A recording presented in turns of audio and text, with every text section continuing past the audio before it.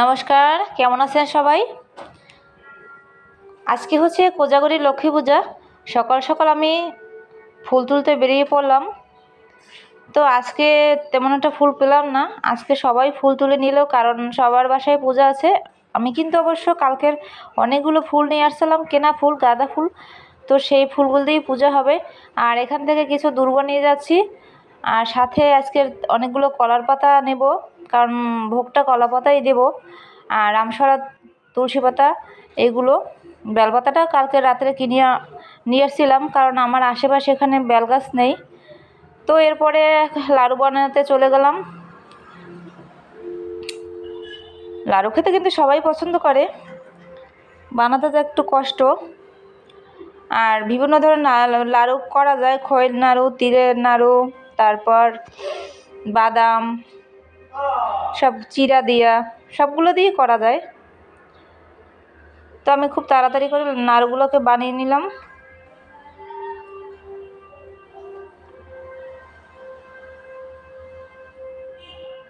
এরপরে অনেক কাজ আছে। আলপনা আঁকতেই অনেক সময় লাগবে। এখনও লুচি বানাবো, তারপর আলপনা দেবো, তারপর পূজা, অনেক কাজ আছে।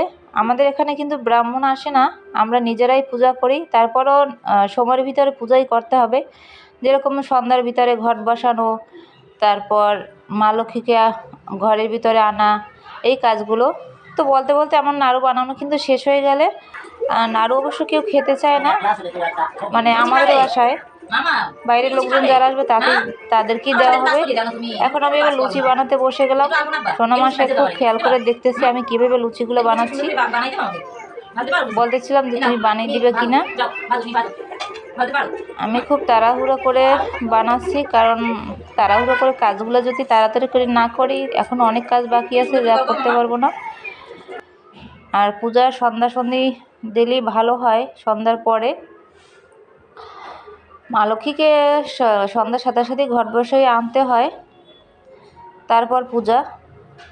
তো সব কিছু মিলিয়ে পূজার কাজ করতে একদম খারাপ লাগে না, ভালোই লাগে। এবছর আর আগামী বছর আমার ইচ্ছা আছে, যদি মানে খিচুড়ি ভোগ দেওয়া, একটু ভোগ বেশি করে রান্না করবো। এবছর অল্প অল্প করলাম। লাড়ু লুচি সবটাই হয়ে গেল এখানে আমার, ভেজে রেখে দিলাম। লাড়ু লুচি খেতে আমার খুব ভালো লাগে। তো এরপর আমি আলপনা আঁকবো। আলপনার জন্য এখানে জিঙ্ক অক্সাইড রঙ বললাম, তার সাথে একটু আমার বাসায় যে রঙ ছিল সে রঙগুলো দিয়ে দিচ্ছি। ভালো করে গোলা হয়ে গেলে আলপনা আঁকা শুরু করে দিলাম। এই হচ্ছে আমার হিজিবিজি আলপনা। আলপনাগুলো অত ভালো হয় নাই, তাড়াতাড়ি করে আঁকতেছি, সময় নেই, সন্ধ্যা প্রায় হয়ে আসছে। তো তারপরও মানে আঁকা হয় না। আগে খুব মোটামুটি ভালো আঁকতাম, এখন অতটা ভালো হয় না। এই হচ্ছে অবস্থা। তো যাই হোক, ভালোই হয়েছে যা হয়েছে। এর সাথে একটু সাদা রং দিলে মনে আরও ভালো লাগতো, কিন্তু সেই সময় নেই। আলপনা আঁকতে হয়তো 3-4 ঘন্টা সময় নিয়ে আঁকতে হয়। আমি আধা ঘন্টা 1 ঘন্টাও লাগে নাই, মানে খুব তাড়াহুড়ো করে আঁকলাম। আর এই হচ্ছে আমার মা লক্ষ্মী। আমি মোটামুটি সাজিয়ে নিলাম এখানে। এবার শুকিয়ে গেলে তারপর ঘট বসাবো, তারপর পূজা শুরু হবে। আর আমার এই আলপনা আঁকতে ভালো লাগে, আঁকা জায়গা করতে, অন্য অন্য কাজের চেয়ে।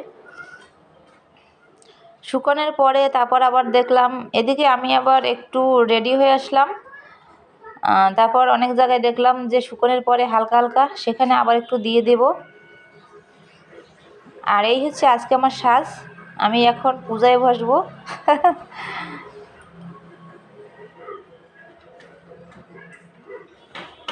যেখানে সেখানে হালকা হালকা, সেখানে আবার একটু দিয়ে দিলাম।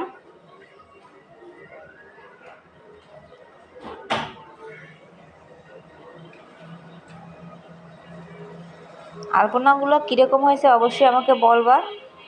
খুব একটা ভালো হয় না, তা আমিও বুঝতে পারছি।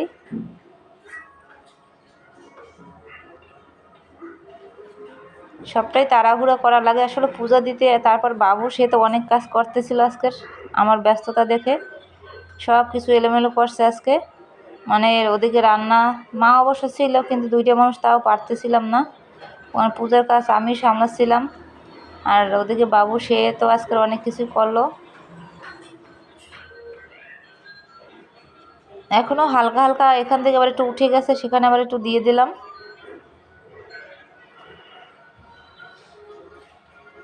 আসলে কাজগুলো করতে আমার খুব ভালো লাগে, কষ্ট হলেও। আমার শ্বাসটা কীরকম হয়েছে অবশ্যই বলবা। এর ভিতরে একটু সাদা রং বা অন্য রং দিলে হয়তো আরও ভালো লাগতো, আলপনাটা বেশি ফুটে উঠতো। আমি তো এক কালার দিয়ে করলাম।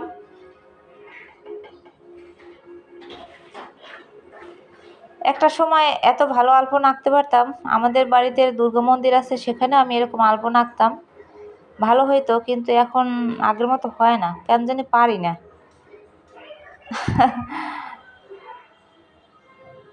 তো এখন আমি আঁকতেছি। এদিকে মা ঘরটা মানে আমাদের ঘর বসানো হয়ে গেছে, তো এখনও আমি হালকা হালকা করে একটু আঁকতেছিলাম, কারণ ওর বাবা আসবে, তারপর পূজায় বসবো। হাতে এখন যেহেতু একটু সময় আছে, তো সব কিছু জোগাড় হয়ে গেছে, সেই জন্য।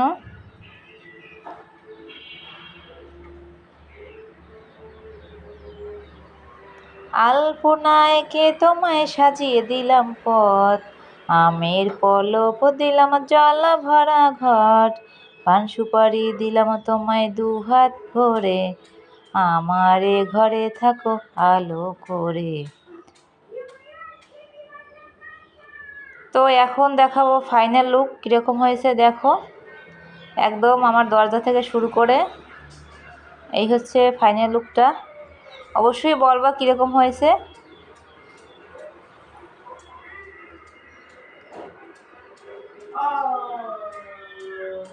এখানে একটা ভালো কিছু আঁকার ইচ্ছে ছিল, কিন্তু সময়ের অভাবে আমি আর আঁকতে পারিনি তখন। আর এই হচ্ছে আমার পুজো। এখানে একটা ধান ছড় আঁকলাম।